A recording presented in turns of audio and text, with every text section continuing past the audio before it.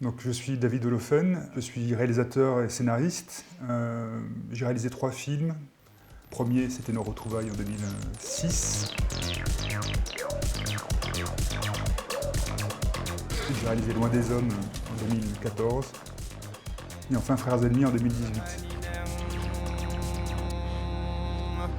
J'ai mis du temps pour me dire que ça serait une voie possible pour moi. J'ai pas fait d'études de cinéma. J'avais pas de connexion dans le monde du cinéma et la façon dont moi j'ai mis un pied, entrouvert la porte de ce monde qui me paraît toujours aussi fermé. D'ailleurs, je pense que c'est un monde assez fermé. Ça a été par le biais de la production. J'avais fait des études de commerce et en travaillant dans la production, je voyais à peu près tout le processus de création. J'ai senti que ma vocation était dans l'écriture, dans la réalisation. Les 3 longs métrages que j'ai réalisés sont construits à chaque fois sur un couple qui s'affronte, qui se confronte. Non, je viens pas t'expliquer la vie, je viens te proposer un marché. Moi j'ai rien à dire. Imran devait livrer de la coke Reyes, apparemment ils étaient ok. J'ai besoin de savoir ce qui s'est passé. Compte pas sur moi. Reyes, je sais pas qui c'est. Je sais pas qui c'est, la Reyes, non. Sans moi t'es mort, Manuel. Non, c'est toi qui es mort si tu reviens ici. C'était une façon pour moi de traiter un sujet qui me semble central en ce moment.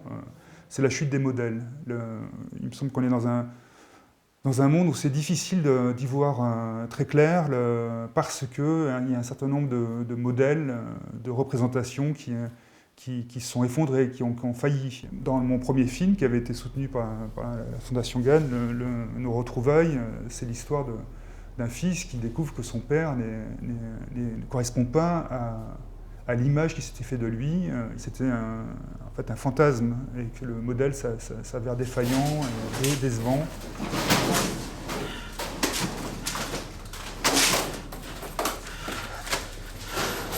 Va chercher de l'autre côté! Là-bas! Va faire le guet!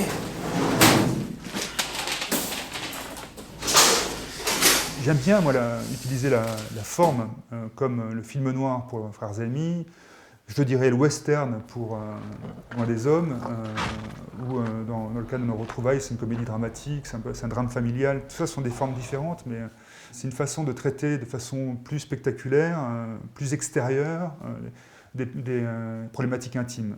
Voilà. Ce qui m'a donné envie d'accepter ce rôle de parrain, c'est que c'est très difficile de faire un premier film.